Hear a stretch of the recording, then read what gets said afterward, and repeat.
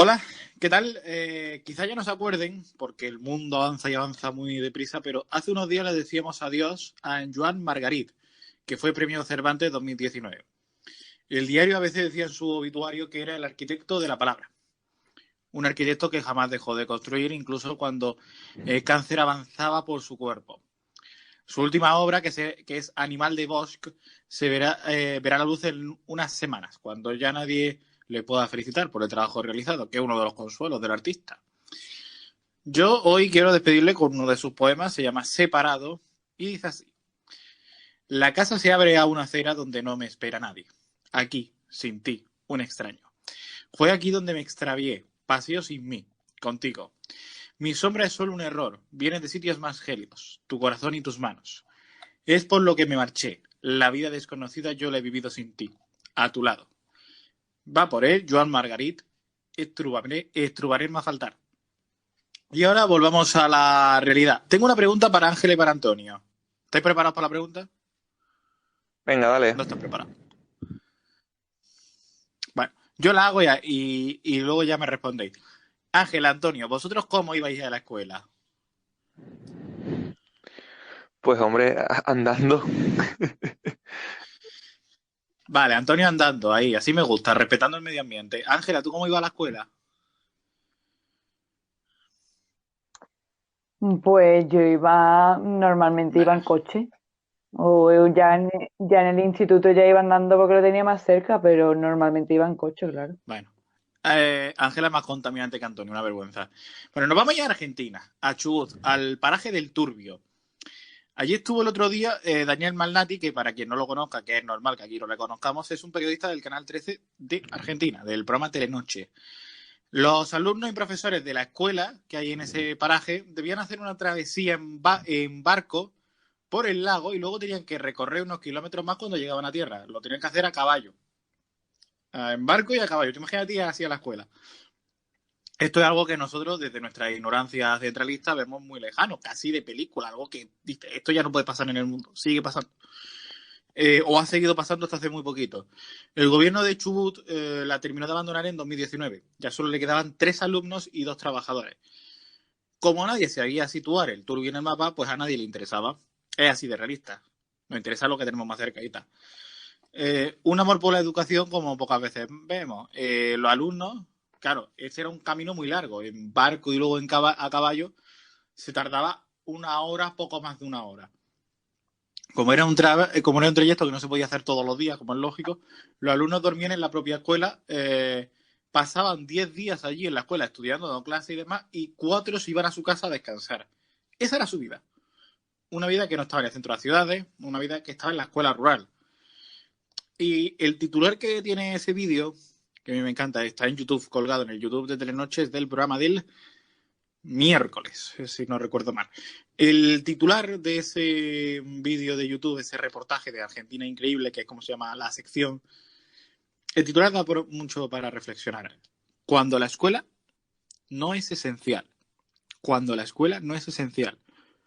Piensa, reflexiona sobre este titular. Es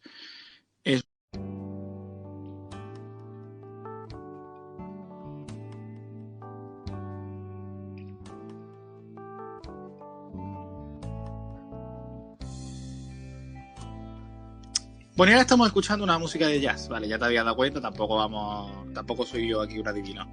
Vamos a aparcar por un tiempo, por un ratito de programa, la tensión y la confrontación, que es de lo que España ha ido servida los últimos días. Demasiada tensión. Quizá ya hayas visto las imágenes, la excesiva violencia en las manifestaciones por el encarcelamiento de Pablo Hasél. Excesiva violencia dicen que por los dos lados, por el de los violentos, ni siquiera manifestantes, violentos, que han provocado incidentes, que han saqueado y que han quemado contenedores, y de la policía, de cuya situación se va a investigar, o por lo menos eso pide Esquerra Republicana. porque hay acusaciones de que la policía tampoco está actuando de lo mejor que podría. No te voy a contar mucho más, al final del programa, si tenemos tiempo, hablaremos un poquito más sobre el tema. Sí, al final, porque no todo es Pablo Hasél, hay más historias. Pero yo solo quiero decir una palabra antes de seguir. Convivencia. Es una palabra, pero hay que aplicársela. Antes hemos dicho que tenemos muchas historias que contaros, historias que marcan tu vida, historias que te afectan, historias tapadas por esos contenedores quemados, por los brazos demasiado en alto, o por improperios desde una tribuna. Como aquí todavía no ha llegado el olor a plástico calcinado, vamos con los...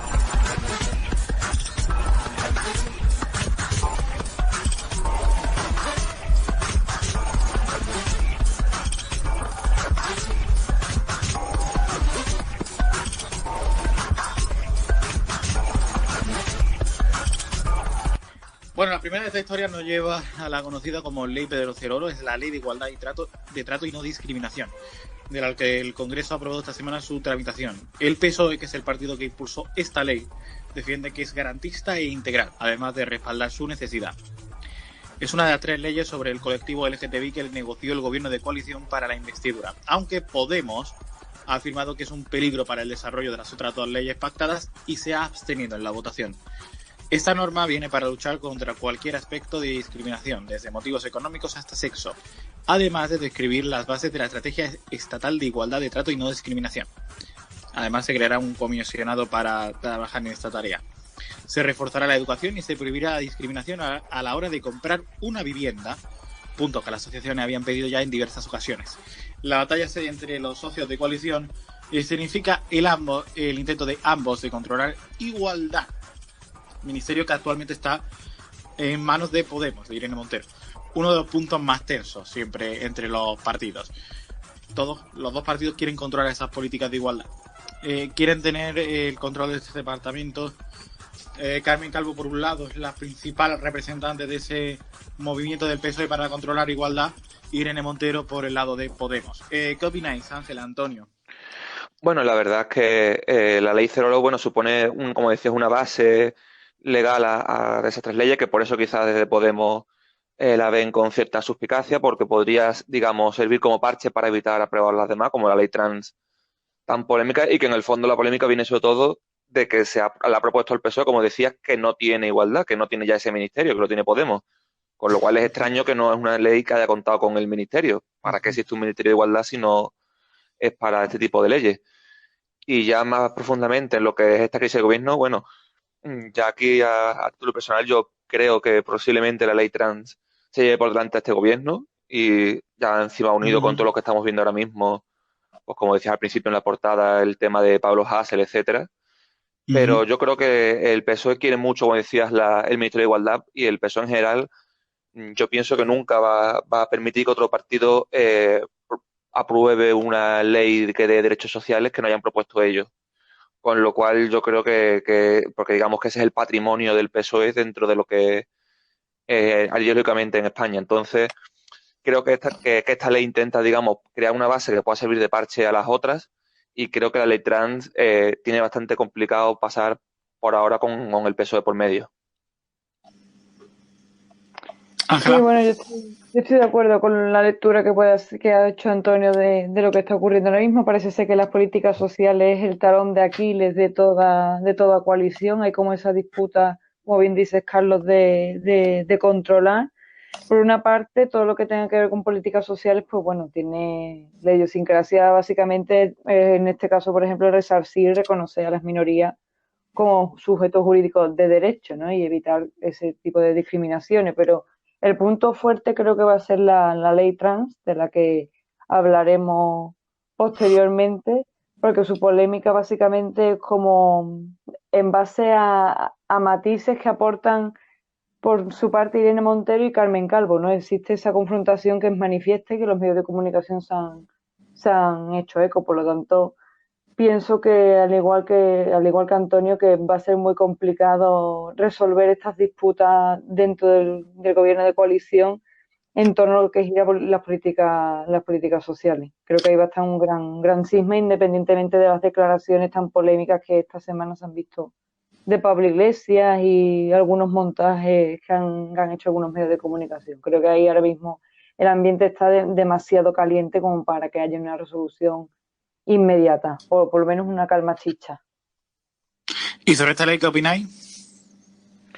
Bueno, como decía antes, crea una base mínima como se define, ¿no?, en muchos medios, ¿no? Que una especie como de mínimo común para, digamos, incorporar también las discriminaciones, pues, por ejemplo, por materia, como decía ya, más ampliamente de sexo, de identidad sexual, digamos, también por temas de enfermedad, etcétera. Digamos que amplía lo que ya existe a nivel constitucional en cuanto a los grupos protegidos de discriminación, lo cual pues siempre está bien, pero sí es cierto que no llega tan profundamente como otras leyes que se han propuesto. Sí, yo creo que es un poco como el saco en el que pueden entrar algunos conflictos de tema sexual o de enfermedad, incluso laborales, no sé, distintos ámbitos. La verdad que a mí me parece a priori una ley bastante ambigua que no está muy definida aún. Pues veremos a ver. Hablabais de esa ley trans vamos a hablar, porque es otra de esas historias que queremos contarle hoy. Es otro de esos campos de batalla entre los socios de gobierno por el mismo motivo que ya hemos contado, el intento de tomar el control de las políticas de igualdad. La confrontación está llegando ya a un punto que está provocando el hartazgo de las asociaciones trans. Marc Ambroyé, presidenta de la Federación Plataforma Trans, reprochaba el jueves a Carmen Calvo, vicepresidenta primera del gobierno y exministra de Igualdad, que debe entender que las personas trans son un peligro para toda la sociedad. Además, Calvo ha desestimado que la ley trans vaya a ver la luz durante los 3 años de legislatura que aún quedan, pese a que el Ministerio de Igualdad de Irene Montero está trabajando en la norma. Es decir, un socio de gobierno dice que la ley trans no se aprobará en 3 años, que es lo que queda de legislatura, pero Irene Montero está trabajando para que esa norma se apruebe en estos 3 años. Y además, cuanto antes mejor, según el departamento de Podemos. Uno de los principales puntos es que las personas puedan cambiar de sexo en el registro civil sin necesidad de presentar un informe médico por disforia de género. La disforia de género es, para quien no lo sepa, odio a los genitales. Este es un problema que la mayoría de personas trans realmente no sufren y que equipara a la transexualidad con una patología. Y ese es el principal punto que se quiere cambiar. Así que estas son las claves de la ley de la ley trans, perdón. Ángela, Antonio. Sí, efectivamente, la ley trans, bueno, lo que propone muchas cosas, no solamente la no necesidad de ese informe médico, sino también la no obligación de hormonación para poder hacer ese registro. Digamos que en general convertiría el cambio de sexo, pues como puede ser un cambio de nombre, un cambio de domicilio, etcétera, etcétera. Más bien simplemente un cambio burocrático en el registro civil de simplemente de cambiar tus datos básicos, ¿no? Digamos que yo, si me corregís, si me equivoco, yo creo que esa sería, digamos, una simplificación de lo que viene a hacer la ley trans. Que por otro lado, la verdad es que no es muy diferente a lo que ya ocurre en algunas comunidades, no es muy diferente de lo que ya se ha propuesto en el pasado, pero que, como también decíamos antes, digamos, estas tensiones entre los socios de gobierno están haciendo que esta ley se convierta en bastante cuestionada y se convierta en un campo de batalla auténticamente, ¿no? Ángela.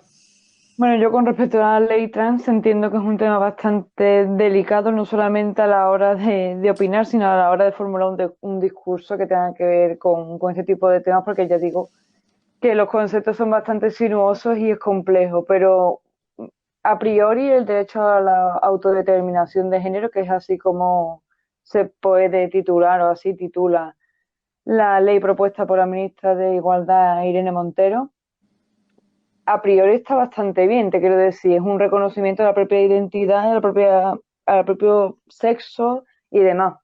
Por esa parte está bien, pero jurídicamente, y esto lo hemos hablado un montón de veces antes de plantear este tema para hablar en el día de hoy, creo que ahí concuerdo bastante con la lectura que hace Carmen Calvo, porque parece ser que la identidad de sexo y de género que es intercambiable en el sentido de que cada uno tiene el derecho pleno, que esto que quede claro, a sentirse como se quiera sentir, hombre, mujer, género no binario, lo que sea, cada uno es cada uno.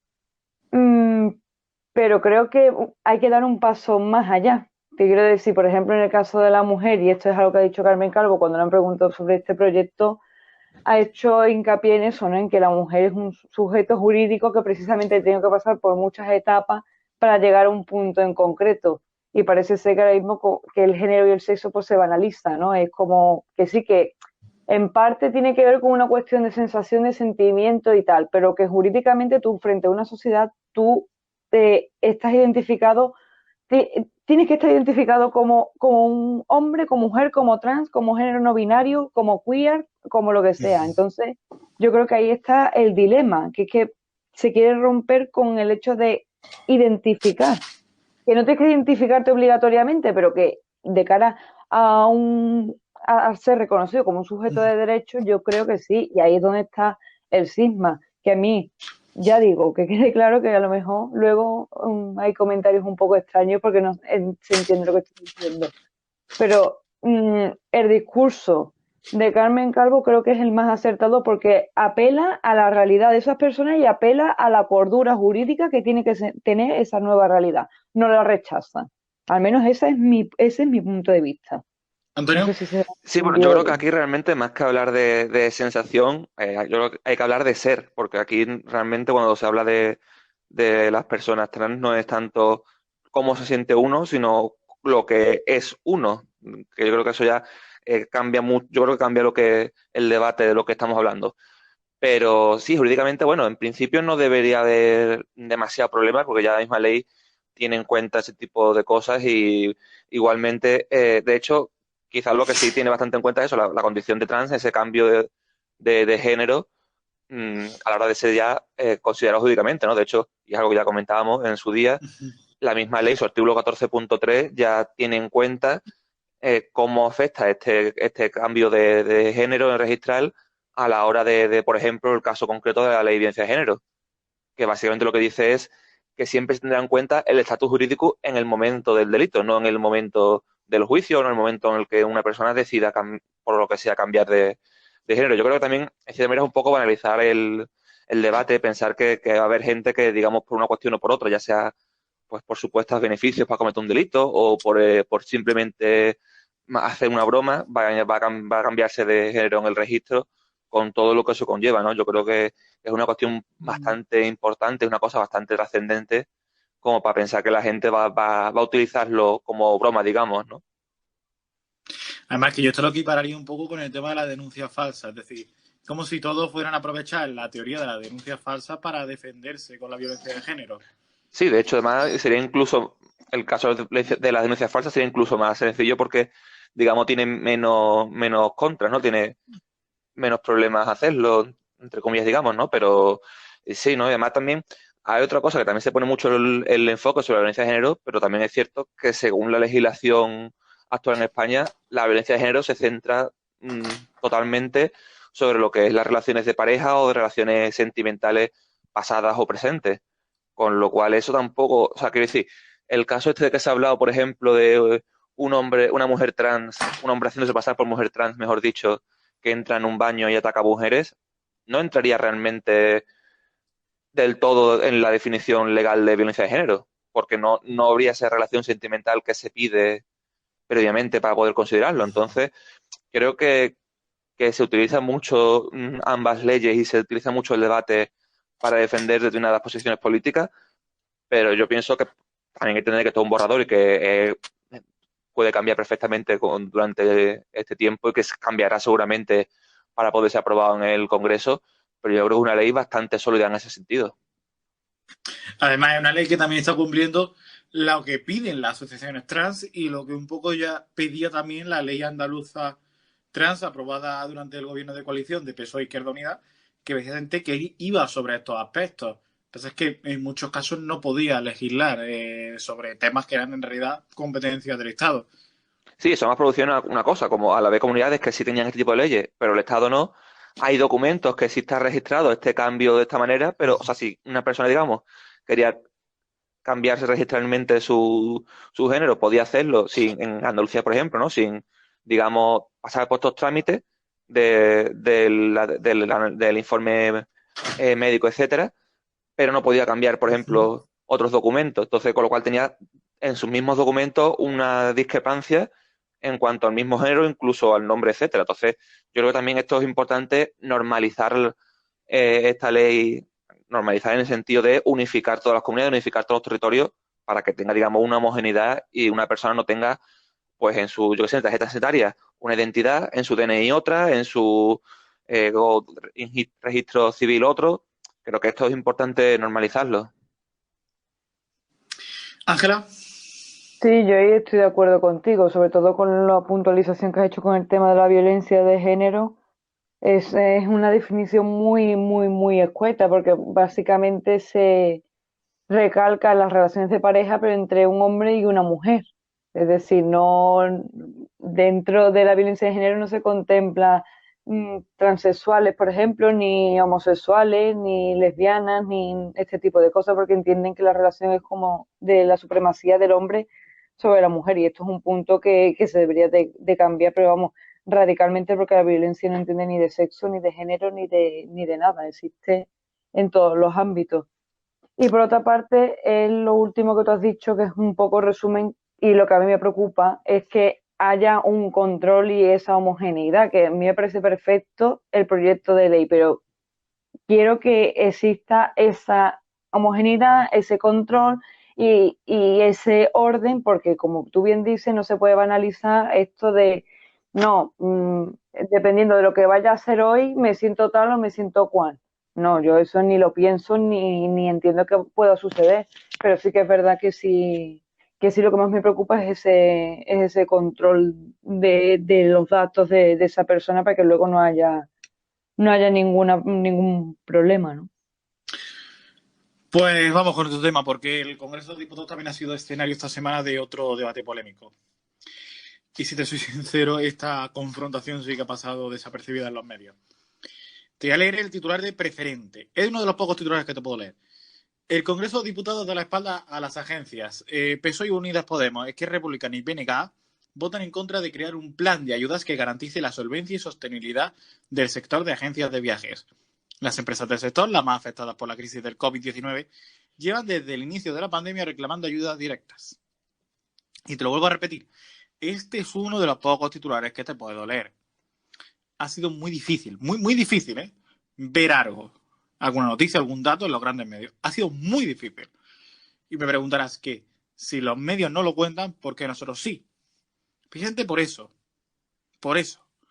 Porque sé que hay alguien al otro lado de este enlace que puede estar preocupado por este tema. O por el de la ley trans, o por el de igualdad de trato, o por lo que todavía nos tenemos que contar. No todo es Hassel, no todo es pelea, no todo es Cataluña y las elecciones. Hay más temas. Bueno, vamos a profundizar ahora, dicho esto, aclarado esto, vamos a profundizar en la noticia. Lo que ha ocurrido es que el PP ha presentado un proyecto de ley con medidas económicas para salvar a la agencia de viajes, salvar entre comillas. El proyecto pide dar ayudas no reembolsables, es decir, el beneficiario no las tiene que devolver al gobierno, o un fondo de ayuda. Más peticiones. Extensión de los ERTES hasta el 31 de mayo y bajada del IVA del 21 al 4%. También se pide que se dediquen fondos del Next Generation EU a las agencias, fórmulas compensatorias para los locales de alquiler, medidas de compensación para la devolución de billetes no utilizados y, en resumen, una reacción rápida y que permita salvar estos locales. Este plan, enviado también a la ministra del ramo, Reyes Maroto, ha sido desestimado. Te vuelvo a decir quiénes han votado en contra y ahora abro debate, ¿vale? Han votado en contra PSOE, Unidas Podemos, Esquerra Republicana y BNG. Y este plan que pedía las agencias de viajes ha quedado desestimado en el Congreso esta semana. Noticia muy importante del sector turístico. Ángel, Antonio. Bueno, de manera también paralela, como hablábamos al principio sobre esa pelea política sobre el Ministerio de Igualdad, también aquí en este tipo de casos se suele ver, digamos, esas peleas partidistas, ¿no? Un partido propone algo, los demás rechazan, en el caso del gobierno rechaza, para proponer ellos una ley que sea prácticamente igual y que apruebe, o bueno, que, digamos, vaya hacia el mismo problema, ¿no? Porque, de hecho, el mismo ministro de Seguridad Social ya ha anunciado, bueno, ya se ha hablado, ya está hablando de estos temas, ¿no? De unos nuevos ERTES ampliados y que estén también centrados también en el tema de agencia de viajes, el tema de aerolínea, el tema de turismo en general, ¿no? Yo creo que esto llegará. Igualmente también hay que tener siempre en cuenta a la hora de las ayudas, que se critica mucho a nivel nacional, que también existe la línea autonómica, que es la principal de apoyo a las empresas. Y la verdad es que yo creo que no es tanto una pelea por si se hace o no, sino por quién es, digamos, el que propone la norma en sí misma. Ángela. Hombre, teniendo en cuenta que el confinamiento, ¿no? Que se va a cumplir ya, digamos, su aniversario en marzo, ha dilapidado varios sectores, ¿no? En este caso estamos hablando del sector turístico, pero la hostelería también. Hemos visto durante varias semanas atrás varias manifestaciones, por ejemplo, en Navarra, en el País Vasco, pidiendo precisamente ese apoyo por parte de las autoridades, ¿no? Esa ayuda para evitar esa caída libre de la economía del país y de varias personas. Esto yo creo que es extremadamente necesario porque si nos fijamos, esto lo que hace es aumentar esa crispación social, esa prisa por abrir los bares, esa prisa por abrir los vuelos nacionales, que por cierto, hace poco, en esta tercera ola al principio, ya se pronosticaba que en Semana Santa, a lo mejor, dependiendo de la situación sanitaria, se empezaban a reactivarse los vuelos nacionales, cosa que para mí sería un fracaso absoluto, pero también entiendo que la deuda de nuestro país, la deuda pública, pues de la que hablaremos dentro de unos momentos, pues también está ascendiendo como la espuma. Por lo tanto, es una situación de una tensión muy grande, porque como dice Antonio, muchas veces, en este caso, nuestra clase política omite la realidad o la usa para crispar en el Congreso de los Diputados sin llegar a un punto en común, cosa que ya como que crea bastante cansancio, no solamente en los sectores, en el sector servicio, que es el que mantiene básicamente la economía española, sino también dentro de la sociedad, ¿no? Yo creo que también esto incita a la desobediencia y a la crispación, que yo no lo defiendo, pero el hecho de que no se tomen medidas claras, yo creo que se fagocita también esta necesidad y estos nervios y este estrés, ¿no? Pero no nos vayamos por las ramas. ¿La ley qué os parece?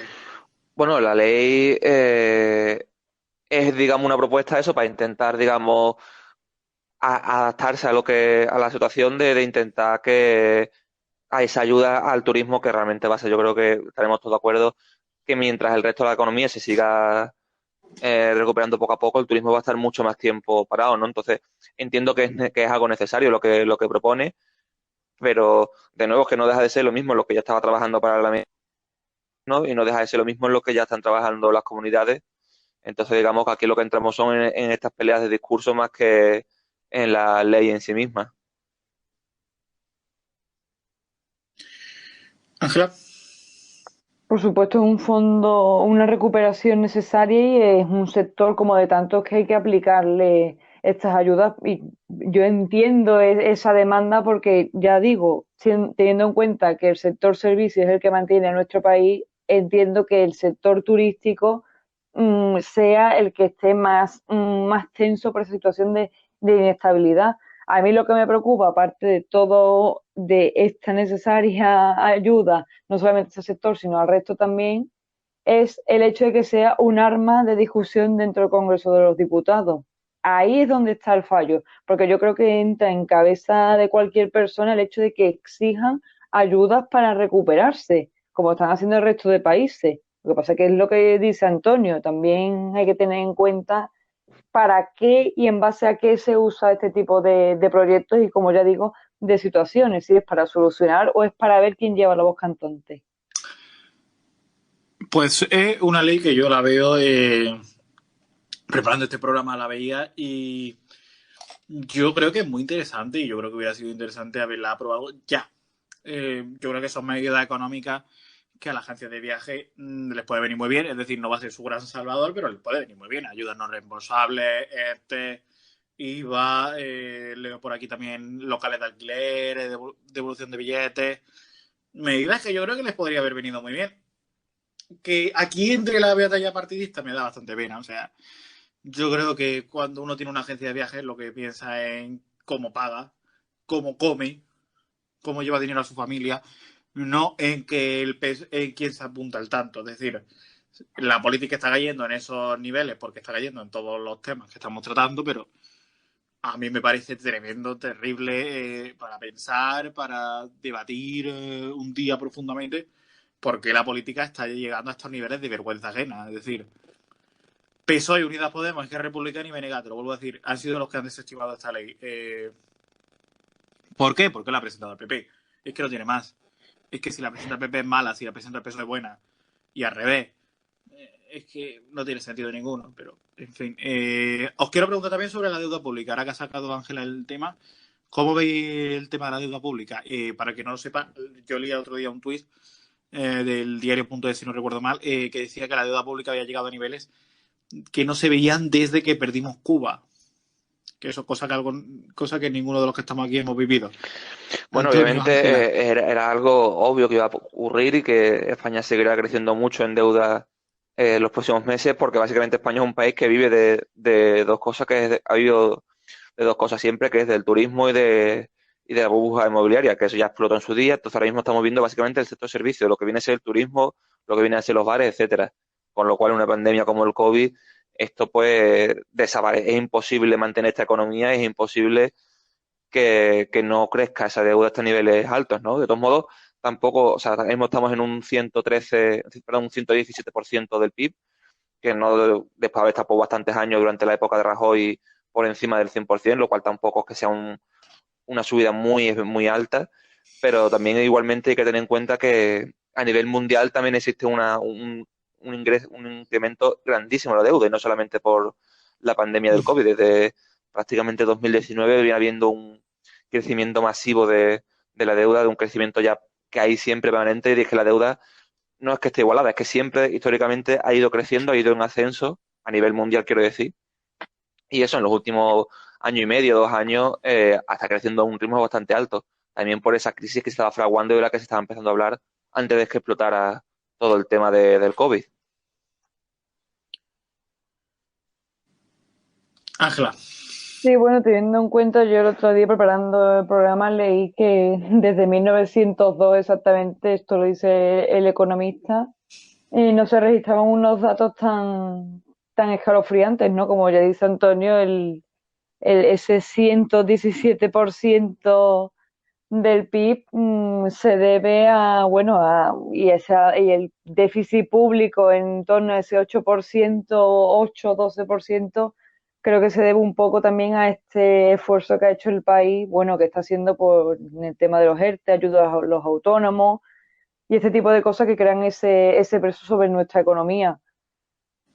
La verdad que se pronostica que esto va a ser a largo plazo, pero como dice Antonio, no va a ser única y exclusivamente aquí en España, sino que va a ser algo expansivo. Evidentemente habrá economías que lo sufran más o lo sufran menos, no serán como nosotros, que seguramente seamos los más castigados, al igual que el resto de los países del sur. Pero bueno, yo confío ya en que vaya estimulándose un poco más ese crecimiento, ¿no? Se supone que en verano se iban a poner en circulación los fondos de recuperación y que a lo mejor eso iba a apaciguar un poco esta situación de inestabilidad económica. Confiemos en que sea así. Para el que no sabe de economía ni quiere saber, ¿alguno de los me puede explicar qué es la deuda pública?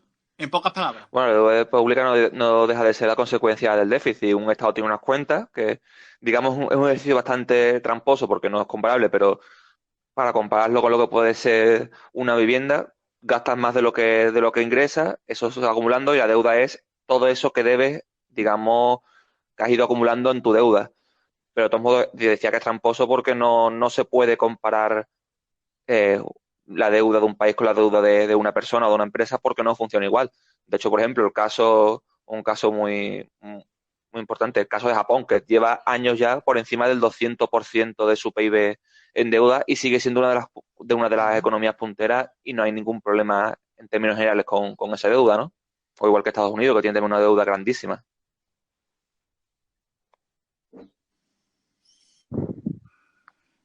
Pues muy bien.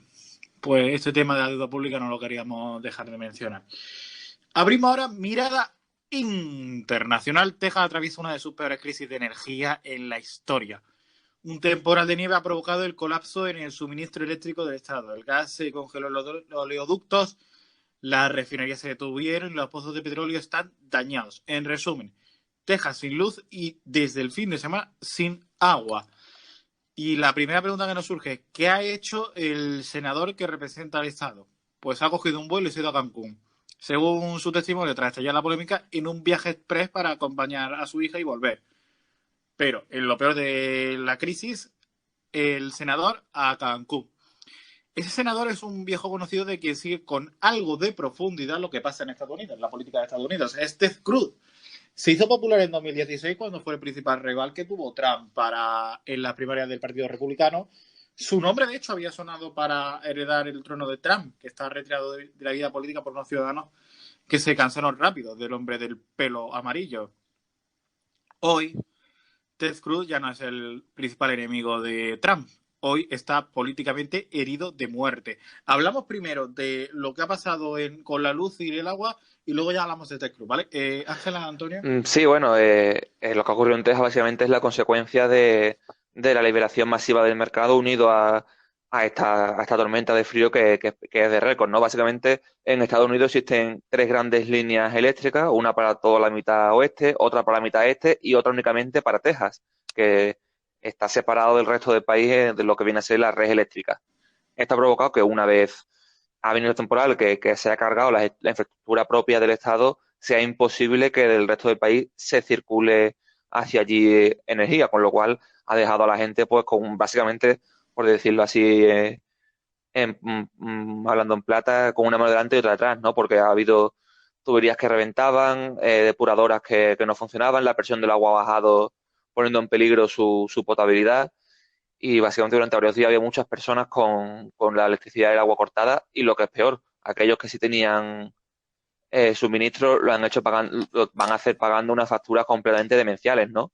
Varios medios hablaban con estas personas, por ejemplo, podemos ver facturas que se van a 20 veces su precio normal, como puede ser de una persona que paga de 125 o 150 dólares pasar a 3.000, otra persona que pagaba 600 pagar a 17.000 dólares la factura de la luz. Y todo esto en mitad de una tormenta de frío que está pasando, arrasando por todo el estado y que está obligando a la gente, pues por ejemplo, a quemar carbón en sus casas para intentar calentarse, lo que ha llevado ya varios incendios, ¿no? Y mientras tanto, por ejemplo, también se destacaba en otros medios las reacciones del CEO de una de las empresas de gas natural, que decía básicamente que les ha tocado la lotería con esta tormenta, que están vendiendo la energía a unos precios que nunca podían haber imaginado.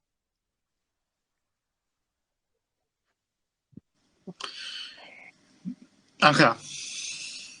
Sí, la verdad es que es una situación un poco extraña, ¿no? Que el Estado bueno, extraña por una parte sí, por otra parte no, ¿no? El Estado que más energía produce de Estados Unidos está viéndose colapsado por un frío ártico y unas olas de frío que, como dice Antonio, están provocando prácticamente el bloqueo total en un bien de primera necesidad y, por supuesto, la especulación de las grandes compañías en un bien tan necesario como puede ser el lujo del agua, pues, pues genera este debate, ¿no? Acerca del monopolio, del oligopolio de ciertas empresas sobre un bien esencial. Lo importante es que aquí en este caso Joe Biden ha declarado el desastre en Texas, por lo tanto ya es una reacción que podría contrastar bastante con la que en su momento hubiera tomado Donald Trump. La verdad es que esto es un tema que obedece a lo que ha mencionado un poco Antonio, ¿no? A esa liberalización del mercado, a esa excesiva especulación y a esa dependencia, ¿no? Porque no puede ser que el Estado que más produce se vea colapsado. Y eso significa que no hay una preparación o que no hay un medio para, en este caso, cuando suceda este bloqueo, como ya digo, resolver el problema con la mayor brevedad posible. La verdad que las imágenes son bastante impactantes. La verdad es que sí. Y yo la verdad es que no sé cómo han podido llegar a este punto. Bueno, nos lo ha contado Antonio, pero me parece tremendo que esto siga pasando. En fin. Porque al fin y al cabo, vale, ha caído la nieve, pero tiene unas consecuencias y tiene unos motivos que son los que ya hemos contado. Otro tema que indigna. Seguimos hablando del mundo. Lo veía en un tuit del gran periodista argentino que es Fernando Duclos, @periodistán. Seguirlo en Twitter porque está muy bien. Retuiteó un mensaje de Médicos Sin Fronteras con un mapa. El mapa de la vergüenza. Los países que están señalados en rojo en ese mapa, en medio de una pandemia, están bloqueando el acceso a patentes médicas a quien más lo necesita. La solidaridad también la marca el dinero. Es que esto es terrible. En los países llamados pobres, entre comillas, que es buena parte de África, el mapa está en un generoso verde. Y a mí, particularmente a mí, como español, me fastidia bastante verme señalado, expuesto en el mapa de la vergüenza. Porque sí, España está en rojo. España bloquea la liberación de patentes médicas en medio de una crisis sanitaria mundial.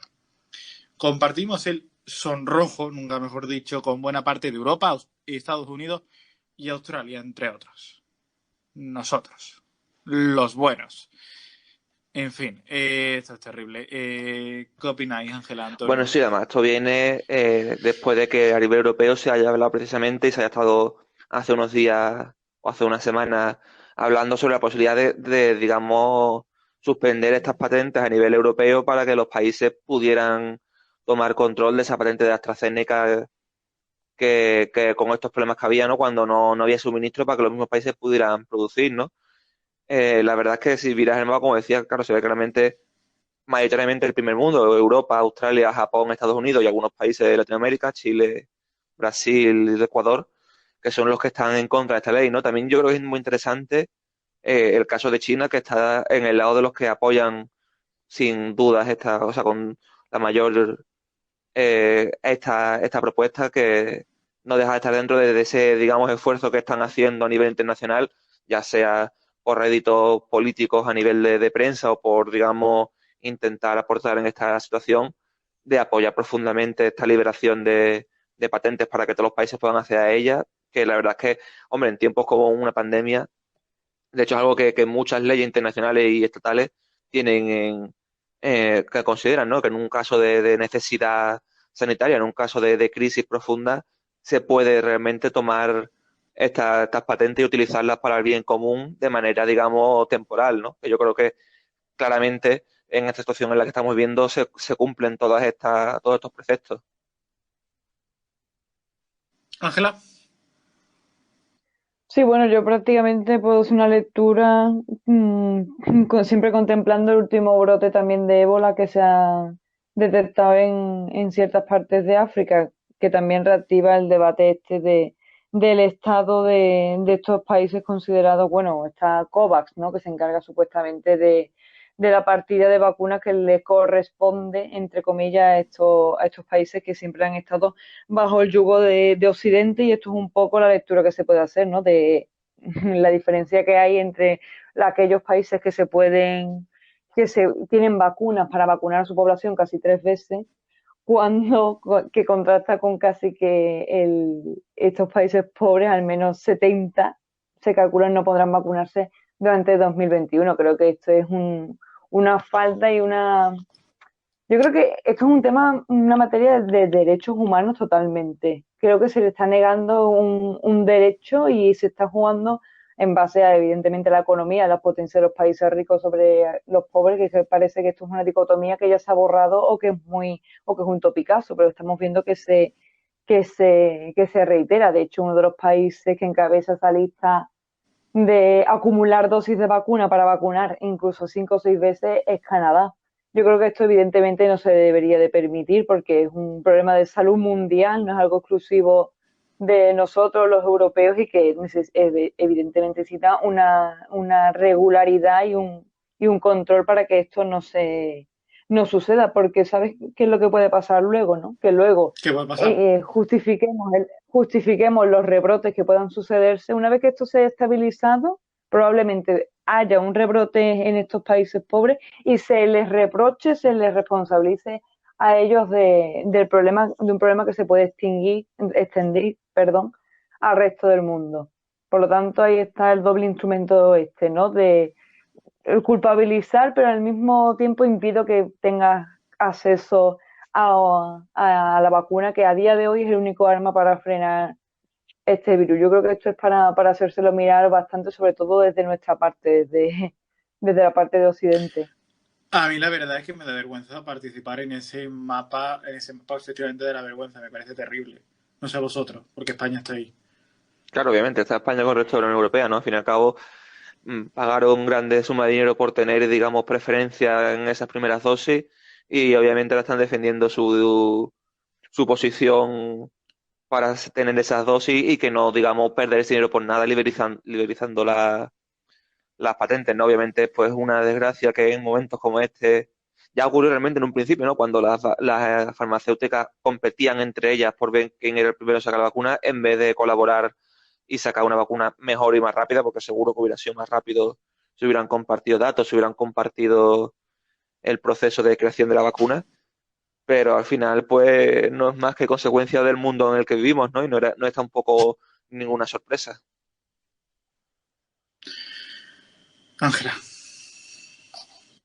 Sí, bueno, es una realidad bastante cruda, ¿no? Porque parece que ya este tema ya lo hemos hablado varias veces cuando ya se pronosticaba cómo iba a ser la vacunación, cómo iba a ser el ritmo de la producción, cuáles eran los trámites, patatán, patatán. Claro, es que estoy viendo aquí un gráfico y claro, una de las diferencias que hace es entre dosis compradas y dosis reservadas. O sea, que ahí ya se reconoce, digamos, esa diferencia, ¿no? Ahí están limitando ya el acceso, porque independientemente de cuál sea el estado de estas vacunas, si están compradas o reservadas ya son de por sí.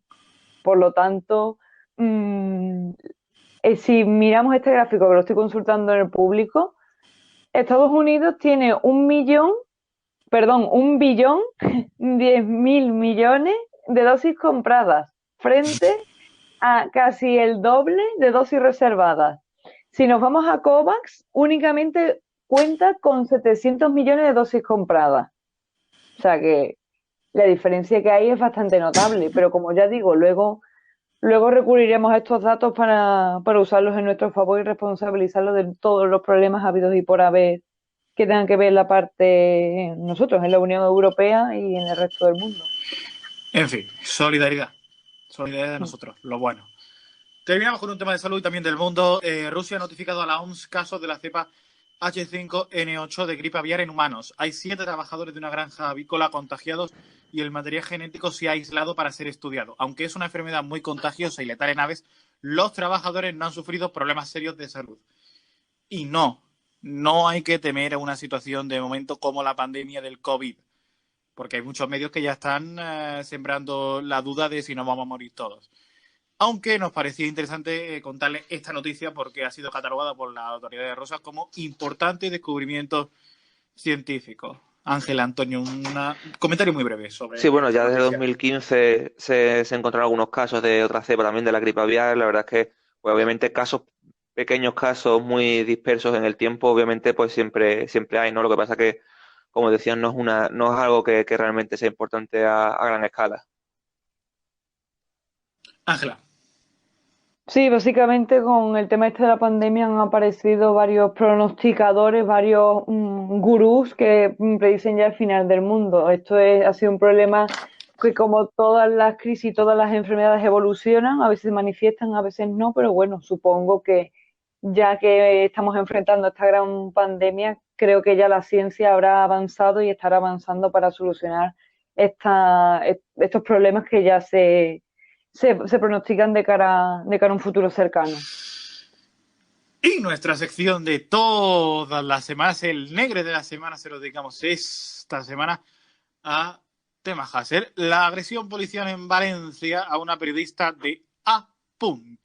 Por cierto, hablando de esta agresión policial, estaba yo viendo la otra noche el telediario, que por cierto ha estrenado una nueva imagen gráfica muy buena, y me daba rabia ver cómo los periodistas tienen que informar en Cataluña sobre todo. Con casco, con los chalecos identificando como que son prensa, como si estuviéramos aquí en la guerra de Afganistán cuando son cuatro imbéciles, por decirlo así, quemando contenedores y haciendo disturbios. En fin, terrible, porque es que luego pasan cosas como esta. Medallero. Medallero de la semana, bronce, el aterrizaje de la nave Perseverance en Marte. Un gran avance de la NASA. Va a investigar Marte a partir de ahora esta nave. Plata para la diputada que se dedicó a hablarle a Marlaska de Chueca en una comparecencia. Solo sacaba referencias de Chueca a Marlaska en la comparecencia. Lo vi en el tuit de Carlos García Sobrín. Y me pareció una vergüenza. Esto también es homofobia. Y medalla de oro, como oro eran las personas VIP que se vacunaron en el Ministerio de Sanidad de Argentina de manera irregular. Han echado al ministro de Sanidad, Gina González García, que es la persona que ha llevado a cabo la pandemia. El gobierno de Alberto Fernández ha tomado cartas en el asunto ante una situación terrible. Hay muchas personas famosas, por decirlo así, familiares, amigos, conocidos del ministro de Sanidad de Argentina, del ya ex ministro de Sanidad de Argentina, que se vacunaron antes de tiempo, como listos que son, han quedado como lo que eran, egoístas. Y hoy estamos hablando mucho de egoístas. ¿Comentarios sobre este medallero? Bueno, pues como podemos ver, no es un caso único de España, en otros países, también en Argentina podemos ver perfectamente cómo algunos se aprovechan de su posición de poder pues para vacunarse, como decías, ¿no? Esas personas VIP del Ministerio de Salud de Argentina, como ocurrió en España y como ocurrió en otros países, ¿no? Por desgracia, en estos momentos de pandemia no solamente pues se bloquea las patentes de las vacunas, sino que también algunos que pueden hacerlo se vacunan cuando no les toca. Ángela.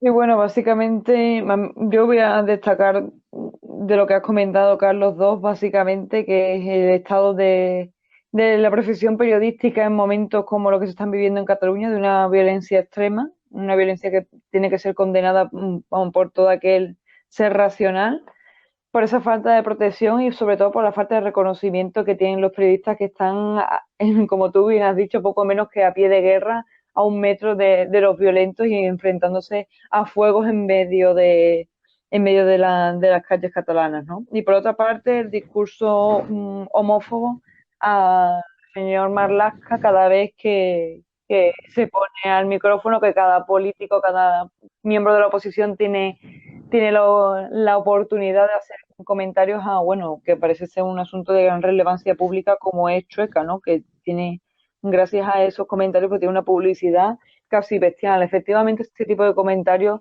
son de una homofobia extrema porque, y con esto acabo ya, muchas veces hay mucho más violencia en un discurso que en un contenedor que está ardiendo.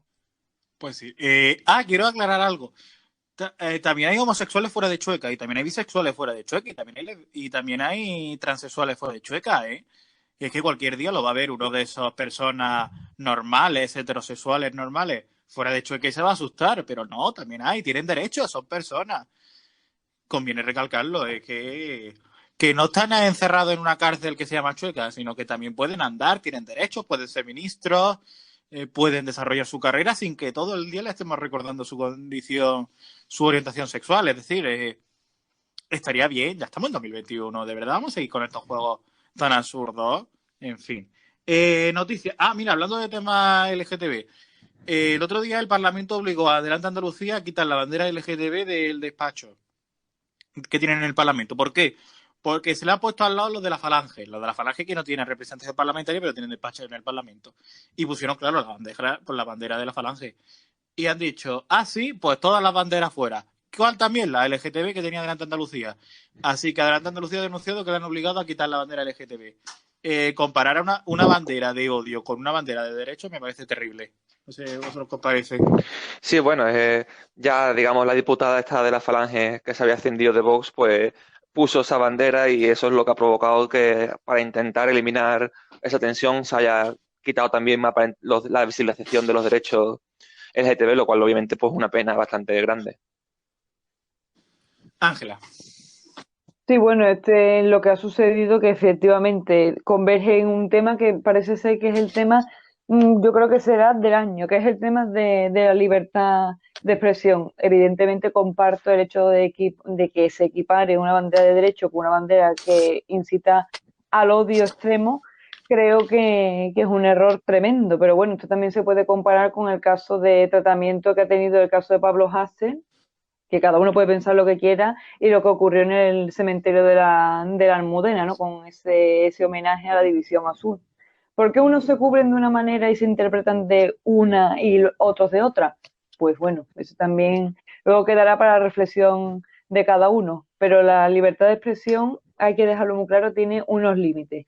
Límites, en mayúsculas, que se llaman los derechos de la personalidad. Por lo tanto, cada expresión tiene que tener en cuenta ese tope. Y lo que no lo tenga, pues básicamente no entra dentro de ese derecho. Y hasta el momento es así. No podemos cambiarlo ni podemos usar eh, el eslogan de la libertad de expresión sí, libertad de expresión no, en pro del beneficio propio. Eso ya es hacer un juguete de algo que es muy importante. Y también buena noticia, Antonio Maillo, que era político de Izquierda Unida hasta que dejó esta actividad política en el Parlamento de Andalucía, ha superado el cáncer. Enhorabuena. También le ha superado el cáncer Spiriman, el famoso Spiriman, que tuvo frases tan vergonzosas como del cáncer sale quien quiere, pues también ha superado el cáncer. Nos alegramos por los dos, por supuesto que sí. Y una aclaración para los niños que nos están escuchando.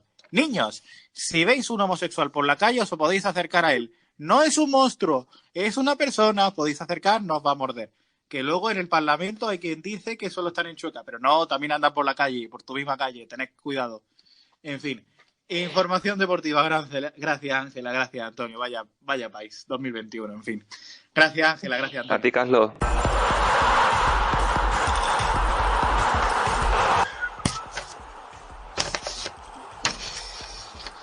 Ay, pues no podíamos cerrar un programa del lunes sin nuestra sección de deportes. Hoy una sección libre de Ángela, Ángela Free, porque de momento no está. No descartamos que llegue en algún momento.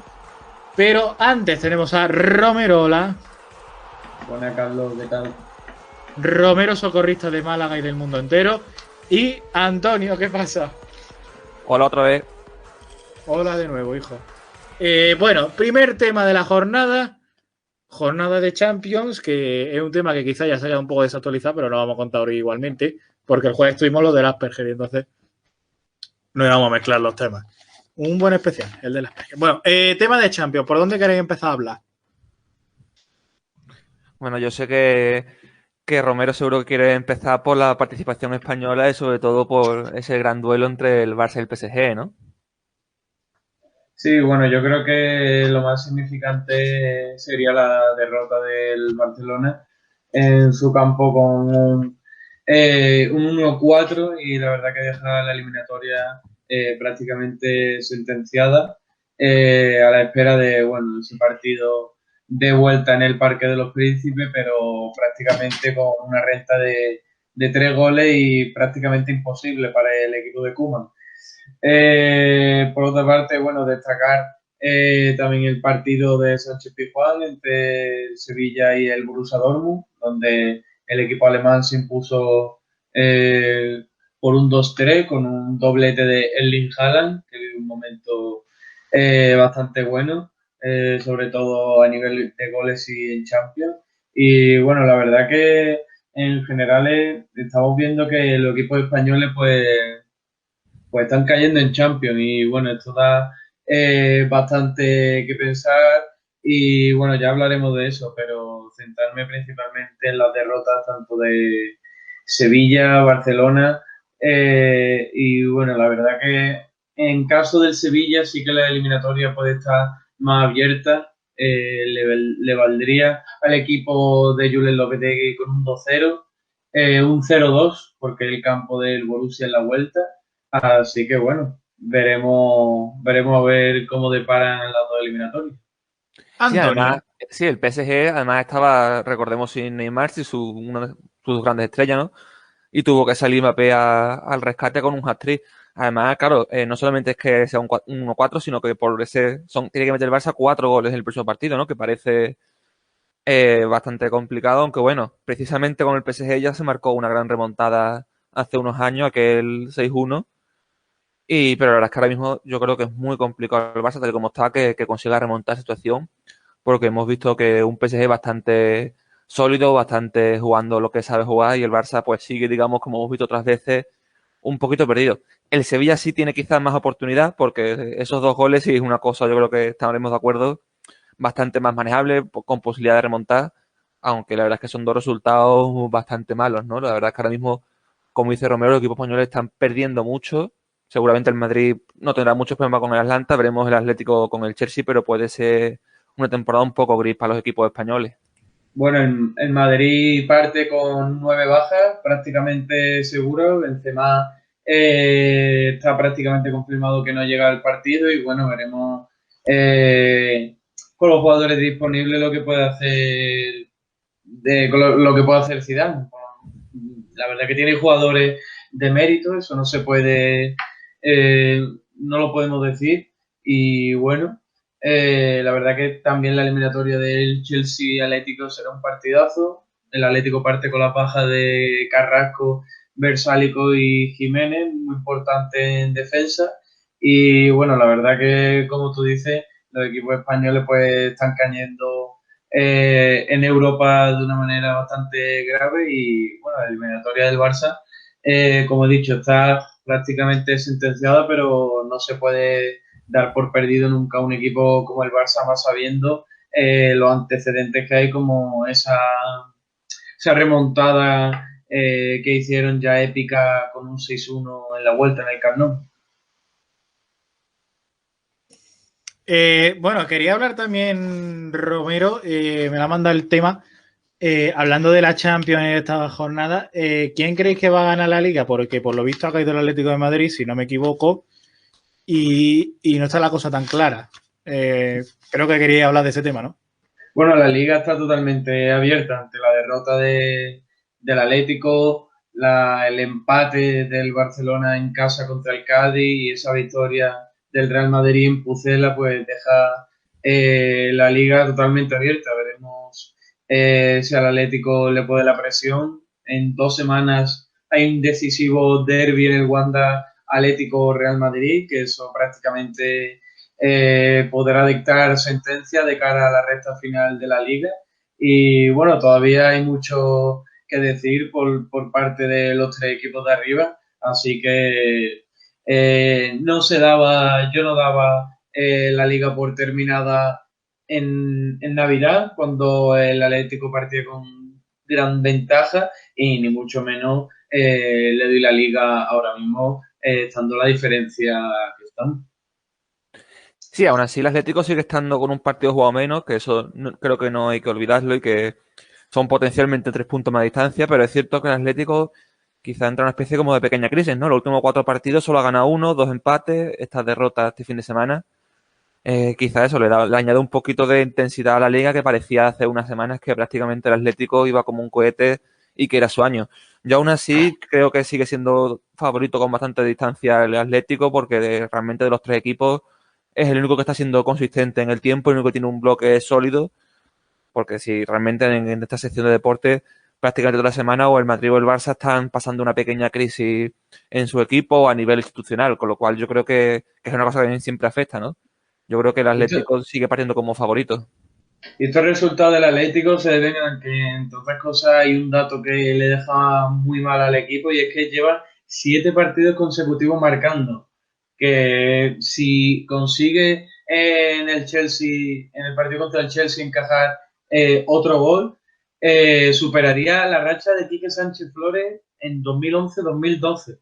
O sea, es un dato bastante sorprendente y se debe, bueno, a ese nivel de la defensa del Atlético y del equipo en general, con la facilidad de encajar goles. Y bueno, está claro que siendo tan poco permisivo, pues es normal que al final lleguen hasta derrotas. Sí, además algo raro porque el Atlético siempre ha sido un equipo muy fuerte en defensa, con además sobre todo con Jan Oblak de portero, y siempre ha sido un equipo que a lo mejor le costaba más marcar goles, pero que en defensa era pues el gran hueso duro de roer. Eso principalmente. El Cholo Simeone siempre se ha caracterizado por un entrenador donde, bueno, que focalizaba todo su juego en la defensa y era un muro era un muro del Atlético y bueno, sí que es verdad que puede ser que el coronavirus pues haya impedido esa racha de partidos tan buenos que llevaba y bueno, se suma otra baja como la de Jiménez que será fundamental para este partido contra el Chelsea.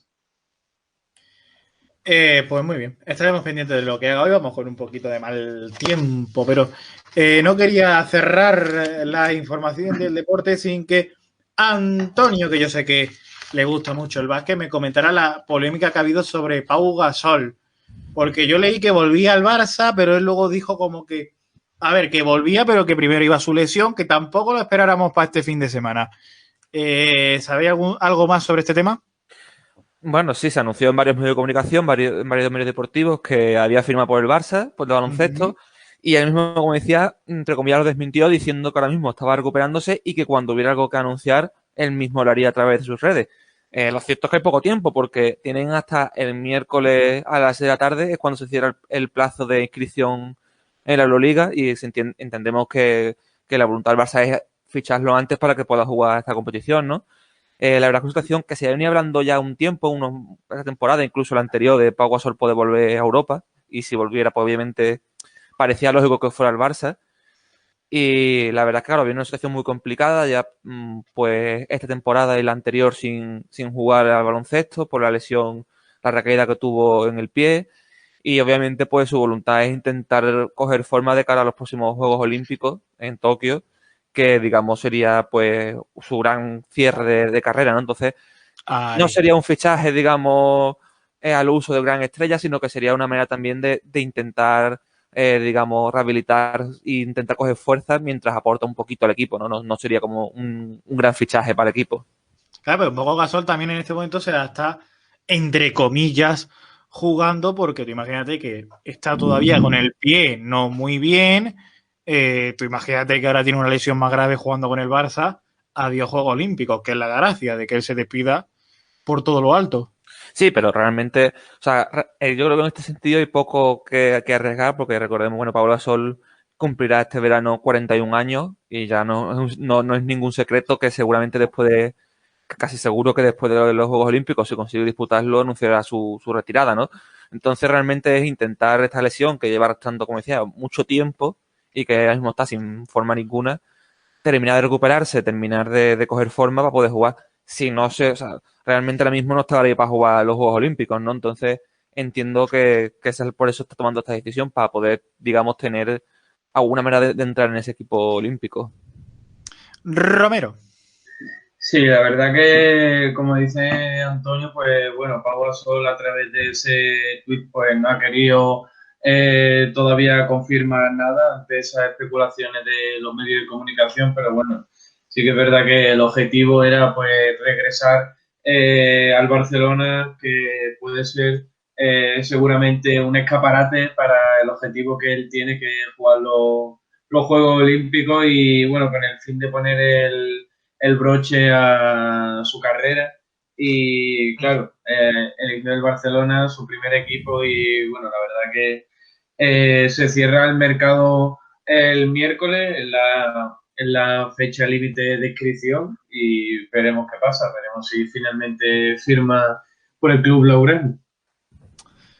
Pues muy bien, estamos llegando al final de la sección de deportes del lunes. Es el día después del domingo. Esto es una gilipollez que acabo de soltar, pero es también el día después de un partido catastrófico, desastroso. Romero, te voy a hacer un favor. ¿Romero? Sí. Sigue vivo. Romero, pregúntame si me gustan las ensaimadas. Carlos, ¿te gustan las ensaimadas? Pues desde el partido del Mallorca ayer con el Almeriano, 2-0, qué desastre, por Dios. Mira, te iba a decir gracias, no te rías de los sufrimientos de la gente. En estos momentos Cristóbal Soria da la cara. Bueno, pues, oye, 2-0, un mal partido del Almería, que está tercero, ¿no, Romero, en Liga? El Almería está tercero. Está tercero con 49 puntos. Ahí es nada, y serán 50 en otro partido, o no, quién sabe. Bueno, Antonio, Romero, muchas gracias, hijo. Gracias a ti, Carlos. Hasta el jueves tenemos más deporte. El jueves hay más programas, Hasta entonces, como digo siempre, sigan disfrutando de la radio. Adiós.